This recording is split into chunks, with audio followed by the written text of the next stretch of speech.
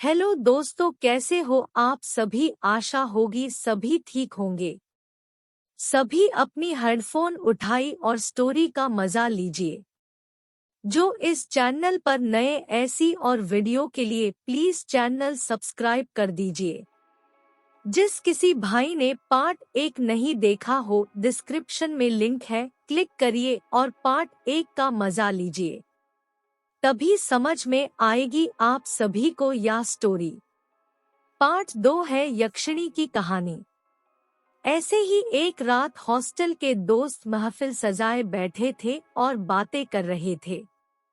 बातें करते करते किसी ने एक भूत का किस्सा सुना दिया, जो कि उसके शहर में बहुत मशहूर था।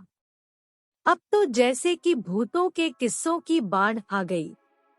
अब हर कोई अपने अपने किस्से सुनाने लगा।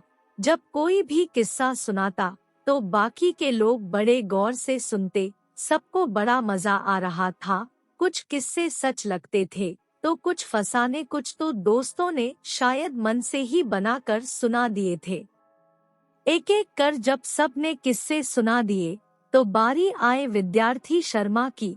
वही विद्यार्थी शर्मा जिसके गांव में यक्षिणी रहा करती है और यक्षिणी के किस्से हर बूढ़े बच्चे और जवान की जुबान पर रहा करते हैं। विद्यार्थी शर्मा, मेरे गांव में एक यक्षिणी रहती है और वह कई लोगों को अपना शिकार बना चुकी है। गांव के लोग कहते हैं कि वह बहुत सुंदर है और कुछ लोग कहते हैं कि वह चाहे तो लोगों को धनवान बना देती है या फिर उन्हें मार कर खा जाती है। अद्विक राजपूत बहुत गौर से विद्यार्थी शर्मा की बातें सुन रहा था। उसने पहले भी विद्यार्थी शर्मा के मुंह से यक्षिणी के बारे में सुना था। जब भी यक्षिणी का नाम उसे सुनाई देता तो उसे सिर्फ पैसा ही पैसा दिखाई देता। वह सोचता कि यक्षिणी अगर चाहे तो उसे धनवान बना सकती है।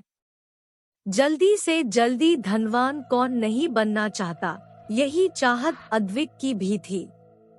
वह तो सिर्फ रास्ते खोजता रहता था कि कब उसे यक्षिणी से मिलने का मौका मिले और वह मालामाल हो जाए, और यह मौका उसे जल्द ही मिलने भी वाला था।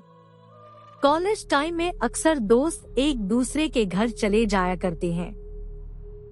ऐसे ही एक दिन विद्यार्थी शर्मा और उसके दोस्तों ने प्लान बनाया कि इस गर्मियों की छुट्टियों में विद्यार्थी शर्मा के गांव घुमा जाएंगे और इसी बहाने से यक्षिणी से भी मिल लेंगे।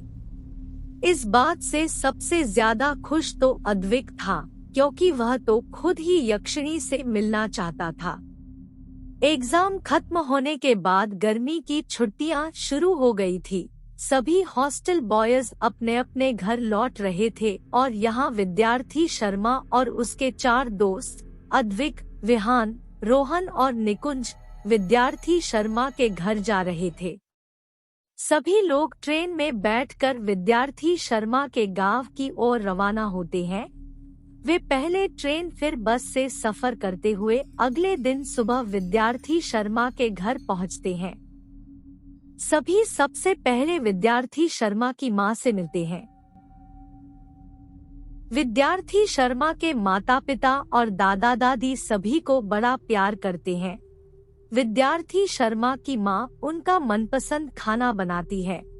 सभी दोस्त गांव घूमकर बहुत ही खुश थे। उन्हें बहुत मजा आ रहा था। ऐसा लग रहा था कि जैसे वे पहली बार गांव आए हैं। गांव घूमकर सभी दोस्त विद्यार्थी शर्मा के घर वापस आ जाते हैं। वापस आकर चारों दोस्त विद्यार्थी शर्मा के मां के हाथ का बना हुआ स्वादिष्ट खाना खाते और फिर चारों छत पर सोने चले जाते। गांव में तो वैसे भी रात जल्दी हो जाए करती है, पर यह ठहरे शहर के लड़के इन्हें इतनी जल्दी नींद कहाँ आने वाली थी। बहुत रात तक सभी आपस में बातें करते रहे और देर रात सोए। इतनी रात हो जाने पर भी कोई जाग रहा था। अरे यह क्या! यह तो अद्विक था, जिसकी आंखों में नींद ही नहीं थी। लग रहा था कि जैसे वह किसी की तलाश में आया है और जब तक वह उसे पा नहीं लेता तब तक उसे नींद नहीं आएगी। कुछ देर तक अद्विक मोबाइल चलाता रहा, फिर छत पर अकेले ही टहलते रहा, पर नींद थी कि कमबख्त आने का नाम ही नहीं ले रही थी। कुछ देर बाद टहलते टहलते अद्विक घर से बाहर निकल गया। उसे लगा कि जैसे कोई उसे बुला रहा है और वह खींचता चला जा रहा है। कुछ देर चलने के बाद वह एक खंडहर से दिखने वाले घर के सामने पहुंच गया। यह क्या?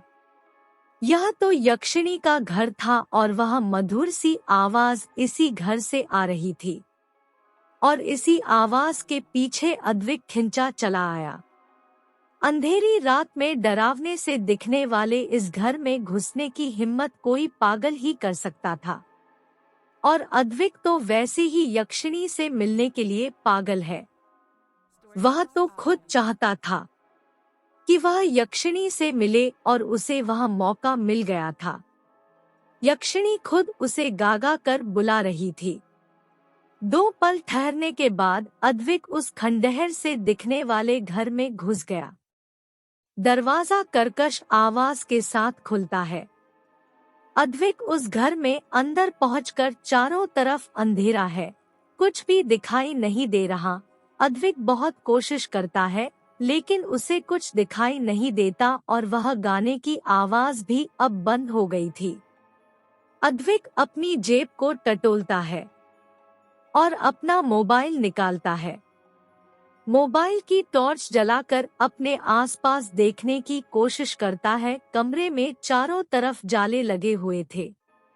टूटा फूटा था वह कमरा, ऐसा लगता है जैसे सालों से रोशनी ने भी इस कमरे को नहीं छुआ है। अद्विक जोर से आवाज लगाता है, अरे कोई है यहाँ? कई बार पुकारने के बाद भी कोई आवाज नहीं सुनाई देती। चारों तरफ घोर सन्नाटा ही सन्नाटा। कुछ देर उस खंडहर नुमा घर में भटकने के बाद जैसे ही अद्विक वापस उस घर से निकलने के लिए मुड़ता है तो उसे किसी के होने का एहसास होता है। वह आसपास मोबाइल की टॉर्च की रोशनी में देखने की कोशिश करता है पर उसे कोई दिखाई नहीं देता। अचानक उसे लगता है कि किसी ने उसे छुआ, पर देखने पर उसे वहां कोई नहीं दिखता। अब अद्विक को डर लगने लगता है।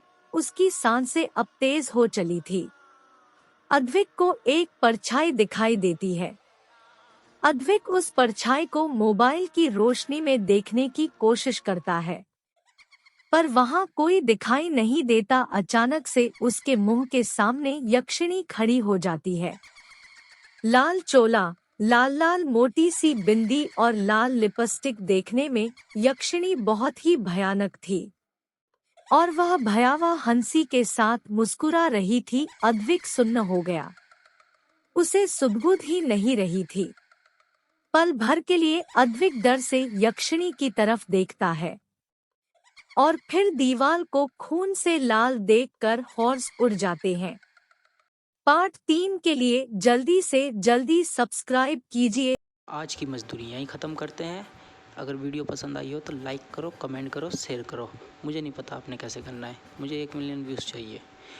और जो इस वीडियो पर नए हो प्लीज़ सब्सक्राइब करो। मुझे नहीं पता आप सब्सक्राइब कैसे करोगे।